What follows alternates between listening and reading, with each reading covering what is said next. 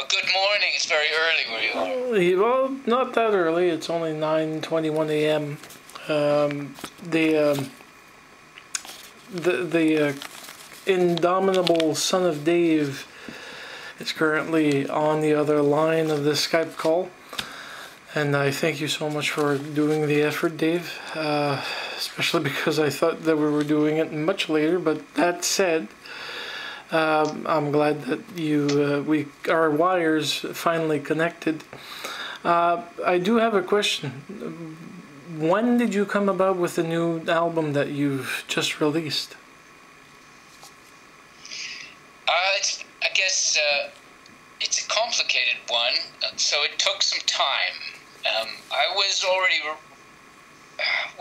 the long story. I think everybody likes the long story. Mm-hmm. We hope they do, because that's all I give. That's all I give is long ones.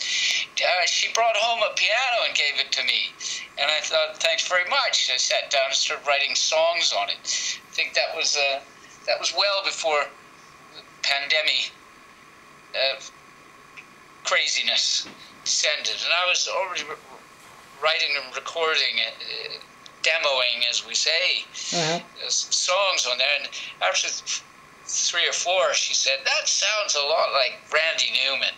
And I thought, oh, no, I don't want to sound like Randy Newman.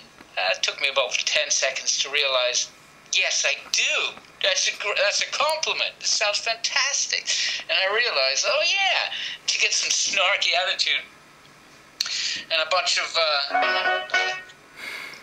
jamming on a piano, and it just sort of naturally starts to sound that way. Mm-hmm. And I kept on through the lockdown, writing and recording, and then in between, when people were allowed to go into studios, I got some of the bed tracks, as we call them, the drums and bass, laid down there, because I can't record those at home, and a nice big grand piano on some songs. And then came home and chiseled away at it for the rest of the year until we were all done. And you have the now shiny, polished product that's at the peak of artistic and technical levels of around 1974.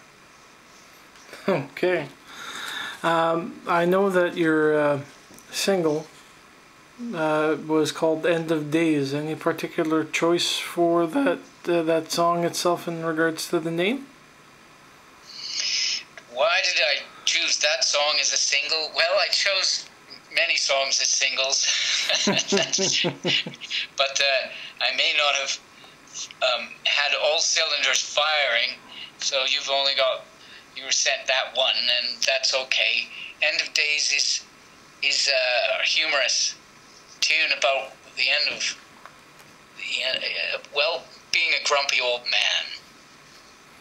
I think maybe we all know somebody, but I try to keep it humorous. It's not about any particular grumpy old man, although it might be a little bit about Dave, but not really. It's just a humorous take on being old, and maybe a bit sentimental too, eh? So got that nice clarinet in there. That's played by Martin Slattery. He's a mate of mine over here in London, and an incredible musician.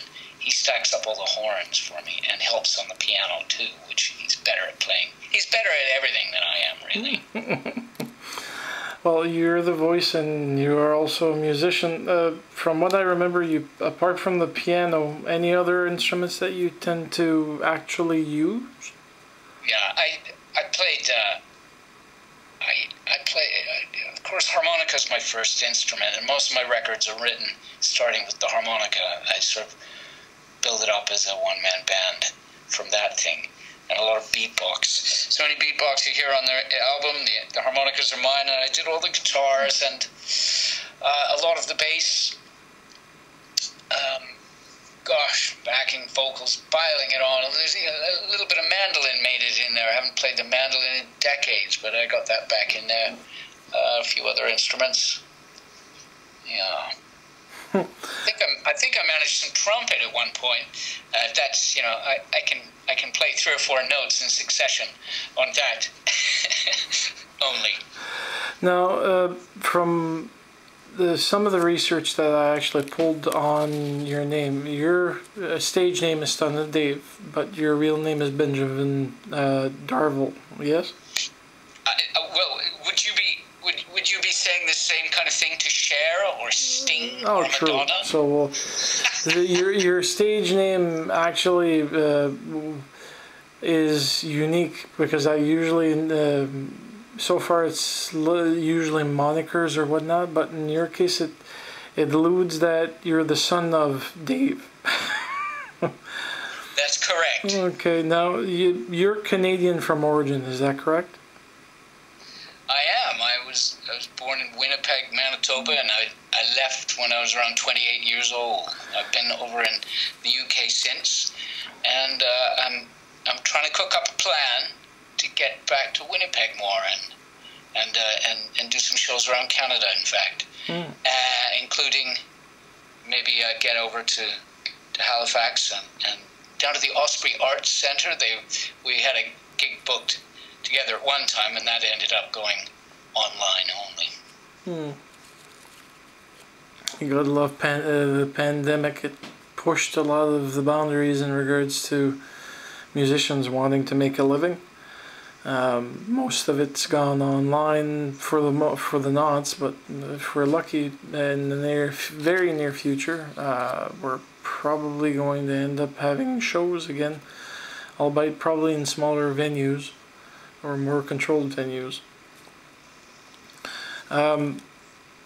It's good to hear that you're working on that policy, Yannick. Thank you. I'm not. The province of New Brunswick is currently expanding its forte in regards to letting people into the province. And I think it's going to be June 23rd that pretty much PEI, Nova Scotia, Newfoundland are all going to open their boundaries to That's great. Maritime province. I need to make it into New Brunswick within the year. I really hope so. Well, we can only hope. Now, during the pandemic, as a musician, what was the hardest thing for you in particular?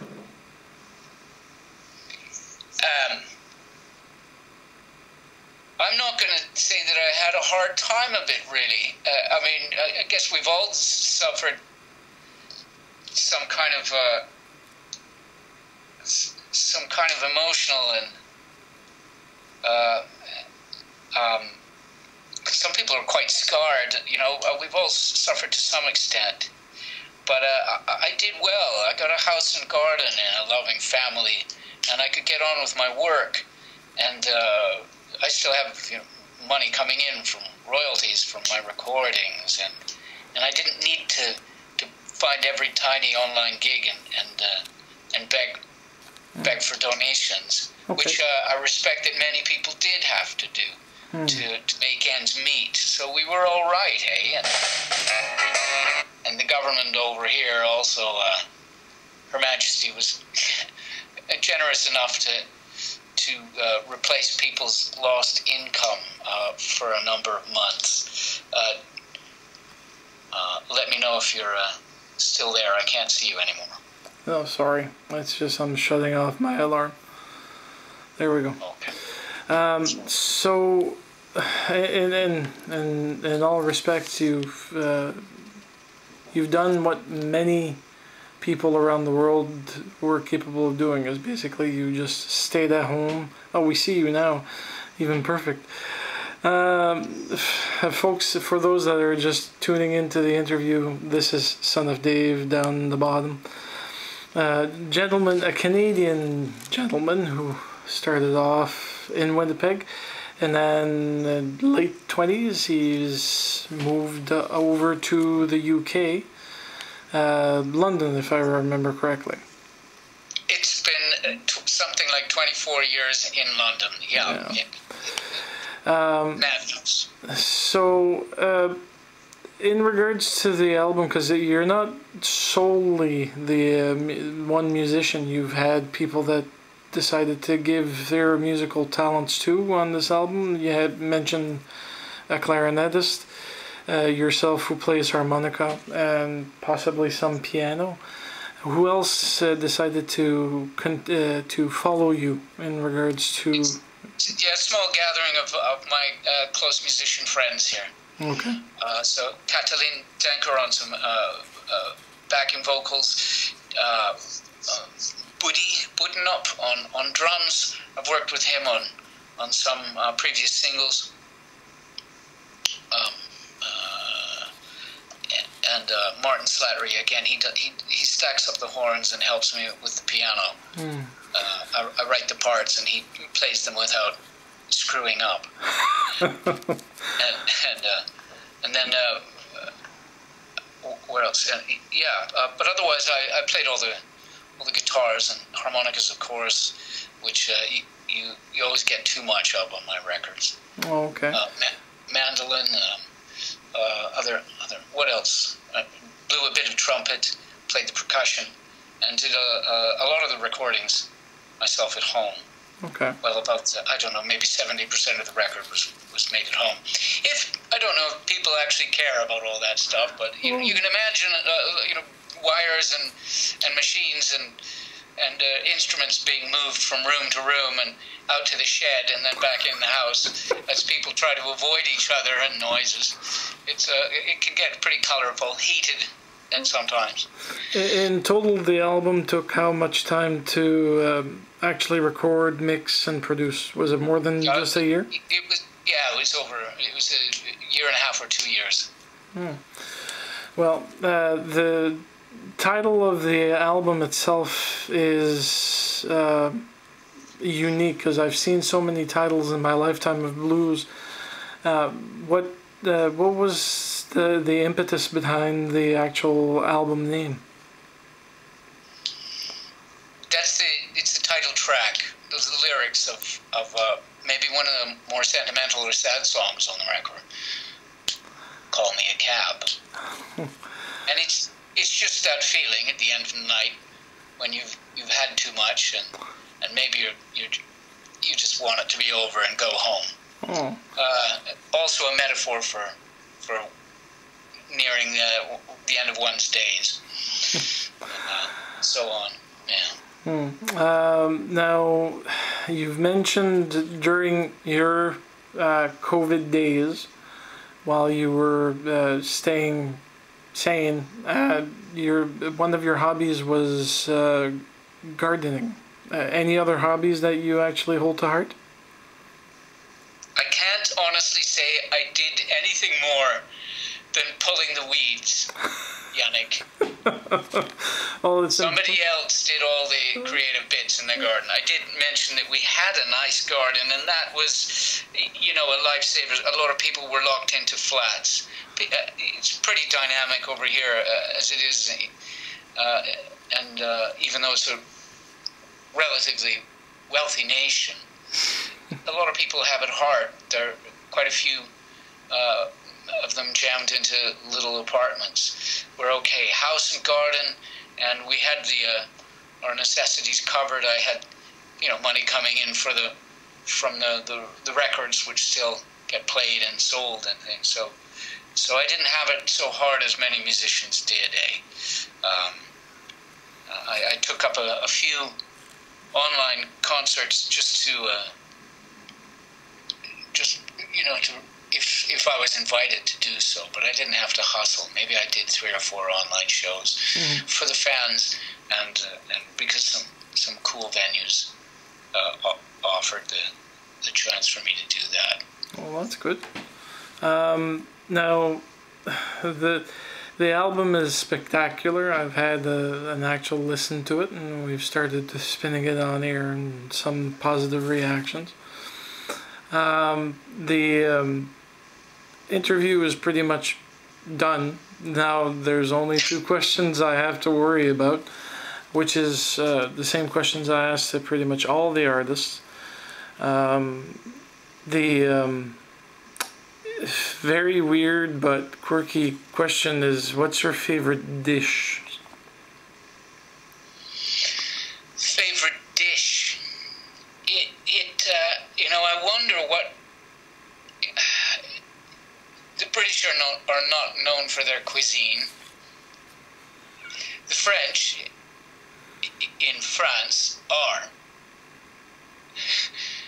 The Canadians are not known for their cuisine, but you know what I miss? I miss goldeye, that wonderful fish that we used to get in the prairies in Winnipeg. I miss that, and I miss poutine, and I miss Canadian junk food. I miss, and what else? And pierogies. I miss that. We could always get a good pierogi cooked up in Winnipeg. I miss that. Favorite dish? I wouldn't say there's a favorite. Oh, maybe my mom's tuna fish and noodle casserole that I remember as a kid. Could call it a favorite, but I don't think my wife would appreciate that. My wife is an incredible cook, and there's no way any person could choose a favorite of her dishes. It's really impressive.